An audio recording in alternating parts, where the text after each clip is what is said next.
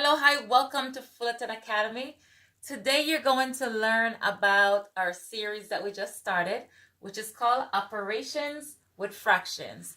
Today we're going to feature division of fraction, but before I get started with division of fractions, I want to review multiplication of fractions because the method that I use to solve is going to be very similar. So I'm going to go ahead and get started with that. First, to find the product, we're going to multiply 2 times 1, which is going to give me 2, 3 times 5, which is going to give me 15. So basically, I'm multiplying the numerator times the numerator, and I'm multiplying the denominator times the denominator. Now, for division of fraction, I am going to get away from the tradition. I'm going to teach you a brand new method.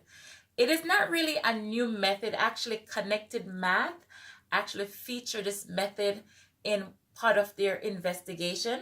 So I am pretty sure that maybe other publications have used it, but I know that this is not popular among students. But I want to bring you some new experience, new opportunity to learn. So let's get started with this method. What we're basically going to do, I'm going to use the same exact problem, except now I'm going to divide it instead, okay? So I'm going to put 2/3 divided by 1/5. Technically, I should be able to divide 2 divided by 1 is going to give me 2. 3 divided by 5 is going to give me 3/5. So I'm going to basically have a number at the top and a fractions on the bottom. That's 7th grade math.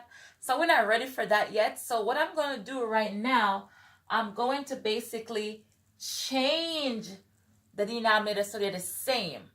My goal is for when I divide it, the denominator is going to equal to 1. My quotient is going to equal to 1. I'm sorry. So when I divide, I'm going to have an answer of 1. So I'm going to go ahead and show you how we're going to accomplish this. The first thing we're going to do one step that's similar to addition and subtraction of fraction. We're going to make the denominators the same by finding equivalent fractions. So I'm going to list my multiples, which is 3, 6, 9, 12, 15, 5, 10, 15. I have 15. That means 15 is going to be my new denominator. So let's go ahead and I'll show you what we did previously. We're going to count 1, 2, 3, 4, 5. Since we are focusing on 3, we're going to multiply by 5. And I also got to do the same thing for my numerator. I'm going to do the same thing for the bottom, which is 5. 1, 2, 3. I'm going to multiply by 3. And we know we're right because we're going to get 15 for both denominators. So I'm going to rewrite my fraction. So 2 times 5 is going to give me 10. 3 times 5 is going to give me 15. I'm going to put my division symbol. And I'm going to put 1 times 3 is going to give me 3.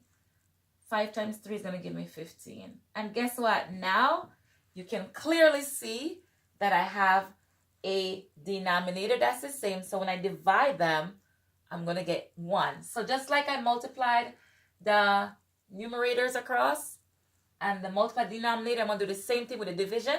I'm going to divide the numerator and I'm going to divide the denominators. All right, so let's get started. I'm going to start with the denominator for this one. 15 divided by 15 is going to give me 1. 10 divided by 3 is going to give me 10 over 3. So basically, this means 10 divided by 3. It's just another way to write it. But if you went ahead and divide 10 divided by 3, you're going to get 3 and 1/3. So it means my answer is going to be in the form of an improper fraction or a mixed number. So anything divided by 1 is the same number. So technically my answer is going to be 10/3 or 3 and 1/3. All right. So I hope you like this method. It's different, but what I like about it, it shows a relationship between the multiplication and the division method. Because why is it okay for addition and subtraction to share the same procedure or similar procedure, but we don't have the same thing for multiplication and division? After all, they're cousins.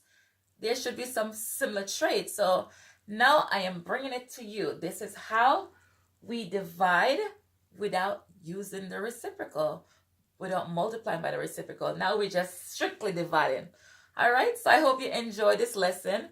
I am looking forward to sharing another method with you soon. Thank you for subscribing. Thank you for sharing. I will see you soon. Please feel free to visit us at fullertonacademy.org or fullertonacademy.com. I am looking forward to another amazing lesson. Take care. I will see you soon. Bye.